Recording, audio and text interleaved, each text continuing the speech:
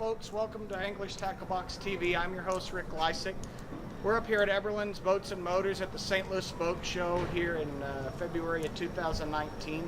I get a lot of emails and a lot of Facebook posts on, what can I do to get an entry-level boat, an entry-level bass boat that I can still use for tournaments but still go out with my family and not break the bank book. So what we decided to do is we're going to film a little deal today and talk to you a little bit about, what we'd recommend in a way of getting started in a new Ranger boat.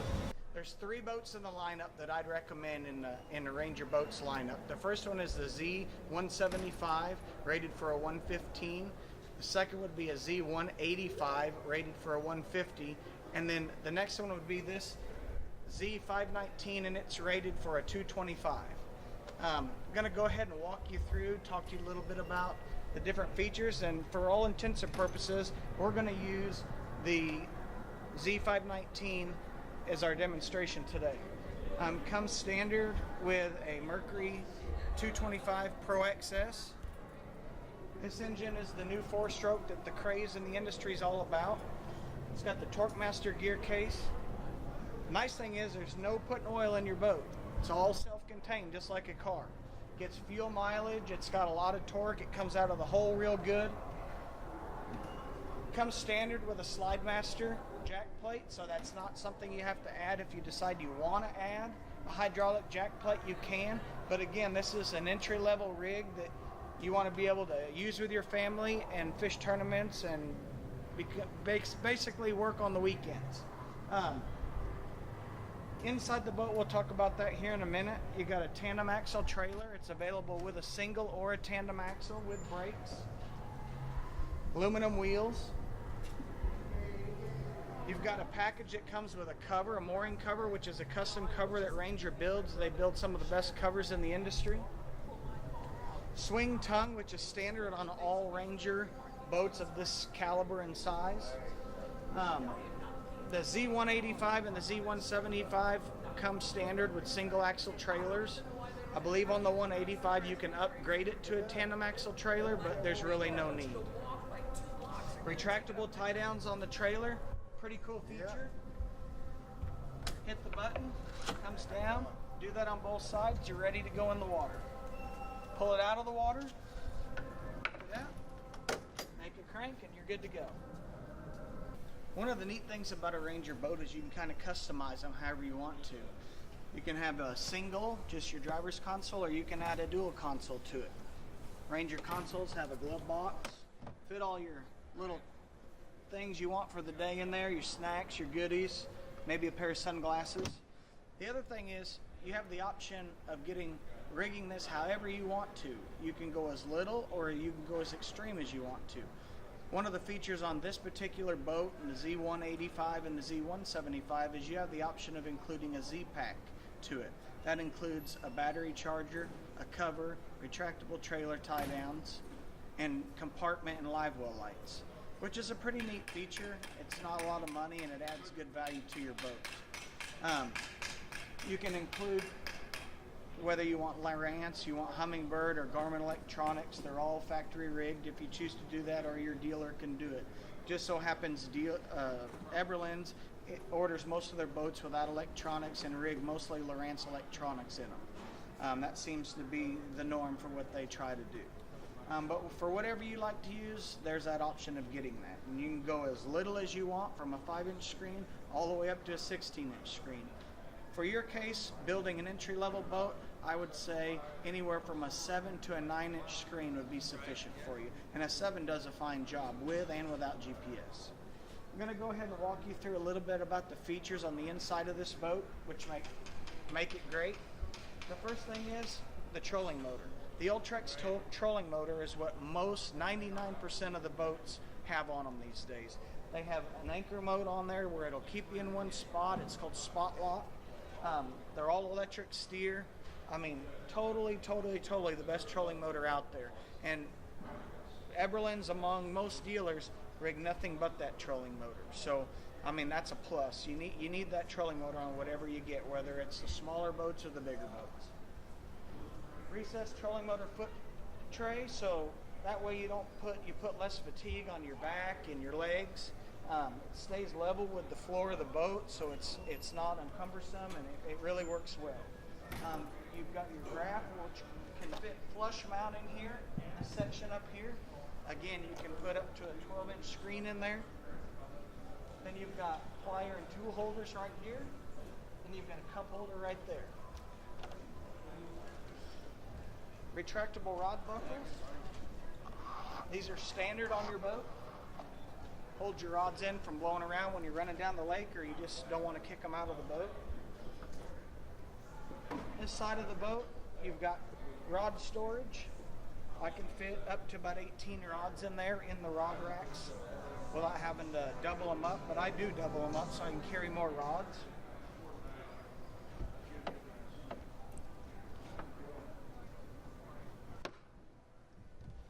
In this middle compartment here, you've got a tackle organization system. Works good for the Plano 370 tackle boxes. You can line them up all the way to the back, and it's also got a rod storage system in here if you'd rather have your rods in the middle. That'll hold up to an 8-foot rod. All the compartments have drains, so if water were to get in there, it drains out. It doesn't get your tackle and your equipment wet and rusty. This is you can use this as a day box, is what I call it. It's got a shelf in here. You can put your scents and your color pens and stuff like that to mark your baits, as well as whatever baits you're using for the day, so you don't have to keep getting in and out of your big boxes.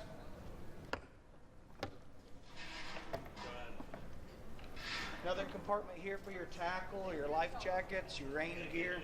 Just a good all-around compartment there. Good size. All the compartments have this little rubber seal, which keeps the water and moisture out of there to protect your gear. We all know how expensive that stuff is, and Ranger does too. You've got a step-up cooler here. You can put your water or your drinks, whatever you have, some ice, sandwiches for the day in there.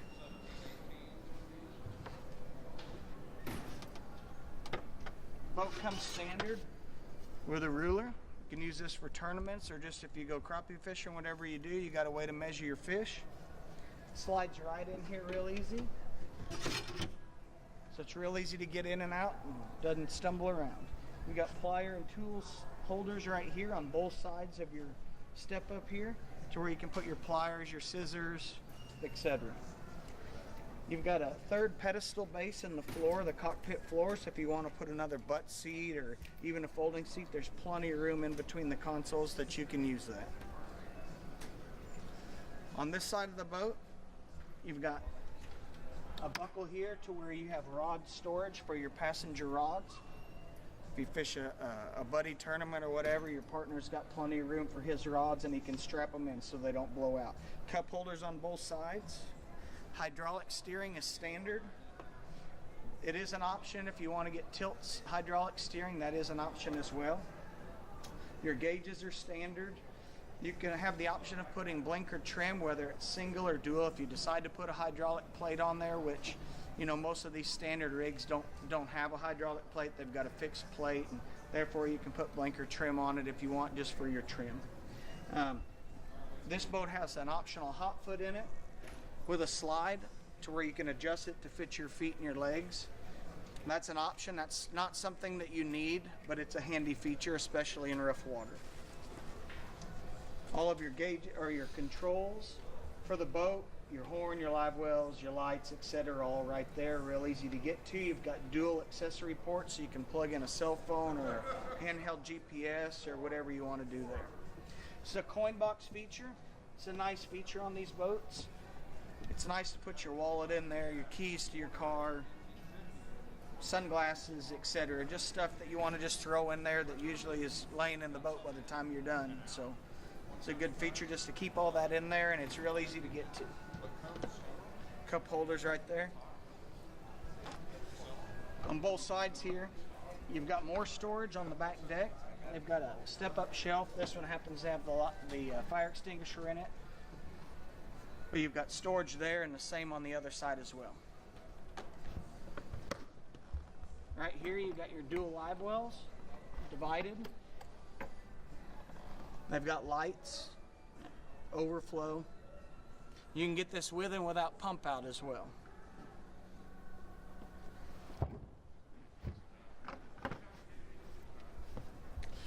Back here is a neat feature on this boat is the lid. A lot of boats on the back deck, the compartment opens this way, it's hard to get to. Well, if you have trouble or you need to get in here during the course of the day when you're on the water, it's nice for this to open towards the back of the boat. This boat has AGM batteries in it. It's got a nice feature over here. It's a battery selector switch that has a jump start feature. So for some reason your cranking battery goes dead, you can just turn it to jump start and it'll start your big engine and get you back to where you need to be. This particular boat has a 3-bank charger. This is 24-volt system, which is standard on your trolling motor on these boats. You can upgrade it to a 36, but again, this is an entry-level boat, so you'll want to try to keep it down as much as you can for what you're trying to accomplish. Spare prop holder. And then you've got a trolling motor battery selector switch over there where you can shut the power off to your trolling motor batteries.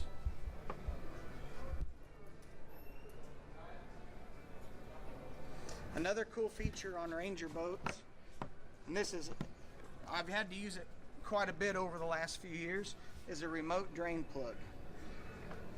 There's no more climbing up underneath the boat to where you got to try to fit that drain plug under there, and if you get back your boat in the water and you forget to put it in, well, now all you got to do is come back here and close it, versus before you had to pull your boat out of the water and put your plug in. So that's a neat feature there.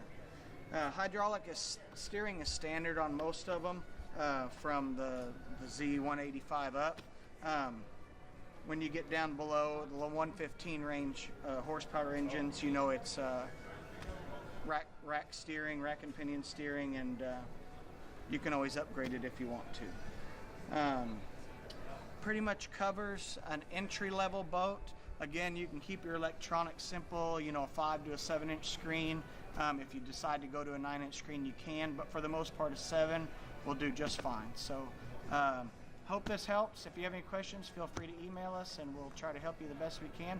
Come see Eberlin's up at the St. Louis Boat Show, and if you don't make it up here then, go see them in Herman, Missouri, or your local Ranger dealer.